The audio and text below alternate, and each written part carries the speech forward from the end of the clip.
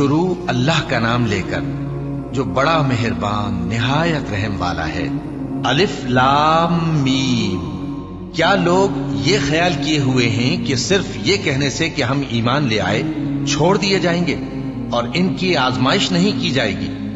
اور جو لوگ ان سے پہلے ہو چکے ہیں ہم نے ان کو بھی آزمایا تھا اور ان کو بھی آزمائیں گے، سو اللہ ان کو ضرور معلوم کرے گا جو اپنے ایمان میں سچے ہیں اور ان کو بھی جو جھوٹے ہیں۔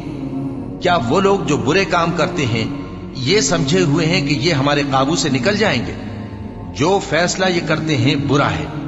جو شخص اللہ کی ملاقات کی امید رکھتا ہو تو اللہ کا مقرر کیا ہوا وقت ضرور آنے والا ہے، اور وہ سننے والا ہے، جاننے والا ہے۔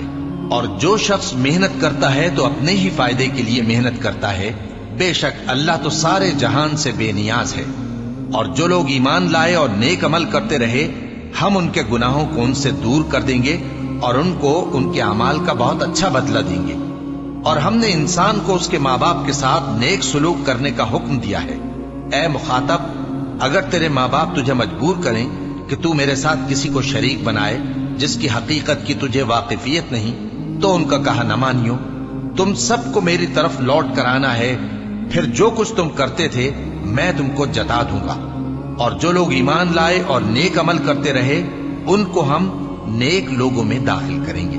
اور بعض لوگ ایسے ہیں جو کہتے ہیں کہ ہم اللہ پر ایمان لائے، پھر جب ان کو اللہ کے راستے میں کوئی ایذا پہنچتی ہے تو لوگوں کے ایذا پہنچانے کو یوں سمجھتے ہیں جیسے اللہ کا عذاب۔ اور اگر تمہارے پروردگار کی طرف سے مدد پہنچے تو کہتے ہیں کہ ہم تو تمہارے ساتھ تھے۔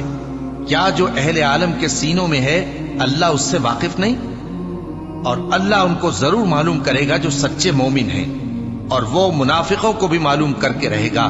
اور جو کافر ہیں وہ مومنوں سے کہتے ہیں کہ ہمارے طریقے پر چلو اور ہم تمہارے گناہ اٹھا لیں گے، حالانکہ وہ ان کے گناہوں کا کچھ بھی بوجھ اٹھانے والے نہیں۔ کچھ شک نہیں کہ یہ جھوٹے ہیں، اور یہ اپنے بوجھ بھی اٹھائیں گے اور اپنے بوجھوں کے ساتھ اور لوگوں کے بوجھ بھی۔ اور جو جھوٹ یہ لوگ گھڑتے رہے قیامت کے دن ان کی ان سے ضرور پرسش ہوگی۔